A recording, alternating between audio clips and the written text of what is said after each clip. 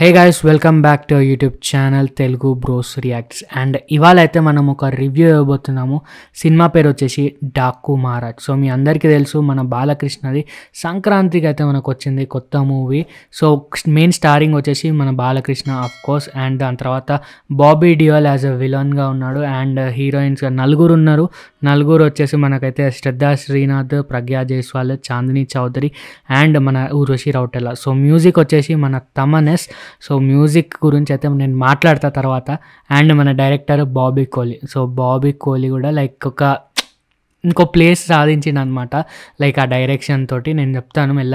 So first అయితే యాక్టింగ్కి వెళ్ళిపోయాము. So acting అయితే ఓవరాల్ ఎవరికైతే క్యారెక్టర్స్ ఇచ్చినారో సో వాళ్ళందరూ యాక్టింగ్ చాలా బాగుందంటే లైక్ నీట్గా, మరీ ఎక్స్ట్రాడినరీ, లైక్ ఏమంటాం అన్నెసెసరీ థింగ్స్ అట్లేం చెయ్యలేదు.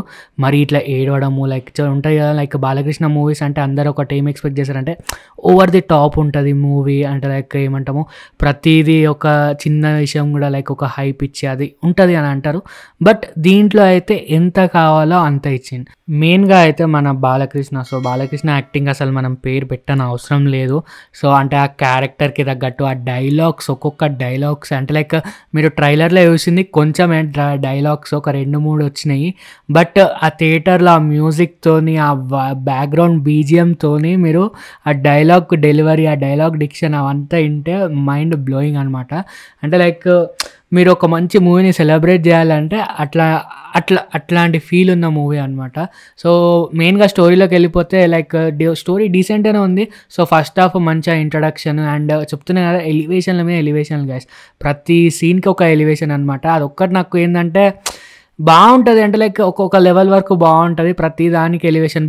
బట్ ఈ మూవీకి బాలయ్యకి సెట్ అయిందనమాట ప్రతి ఒక్క ఎలివేషన్. లైక్ ఒక చిన్న దానికి కూడా లైక్ చెప్తున్నా, మీరు ఒక కేజీఎఫ్ మళ్ళీ అంటే లైక్ కేజీఎఫ్ ఒక వేరే లెవెల్ అది లేపడం అనుకోండి, ఎలివేషన్ అనుకోండి. దీంట్లో కూడా అదే టైప్ ఆఫ్ ఎలివేషన్, లైక్ ఒక్కొక్కరు బాగా అనిపించింది. బట్ కొంచెం ఓవర్ ది టాప్ అయితే కొంచెం అనిపించింది.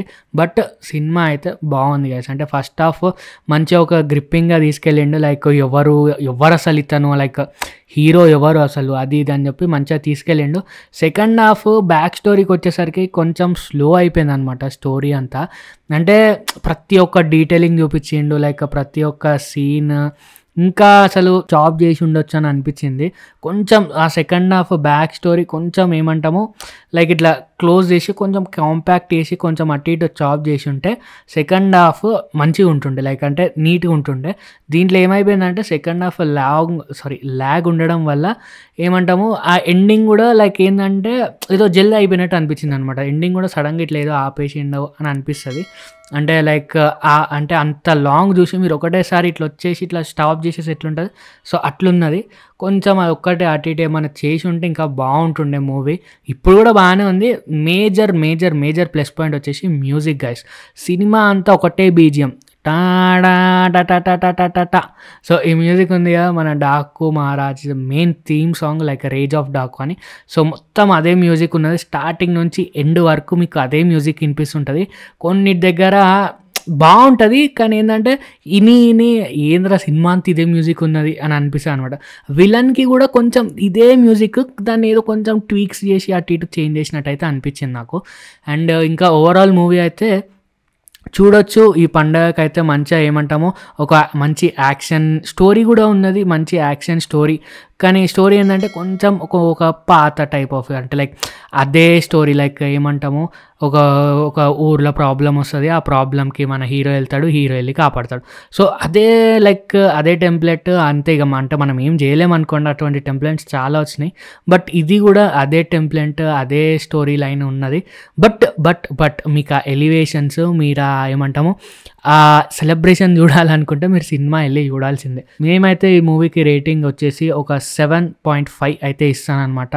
ఎందుకంటే లైక్ బాలకృష్ణని చూడాలి మీరు అంటే లైక్ ఆ ఏజ్లో కూడా ఆ డాన్సెస్ కానివ్వండి, ఆ స్టెప్స్ కానివ్వండి, ఆ ఫైట్స్ కానివ్వండి, డైలాగ్ డెలివరీ ఆ ఏజ్లో కూడా చేస్తున్నాడంటే ఇంకొక 5 పాయింట్స్ ఇచ్చినా అసలు నేను చెప్తున్నా తక్కువ కాదు చెప్తున్నా.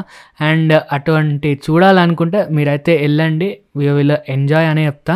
సో మేమిచ్చే రేటింగ్ అయితే 7.5 అవుట్ ఆఫ్ 10 గైస్.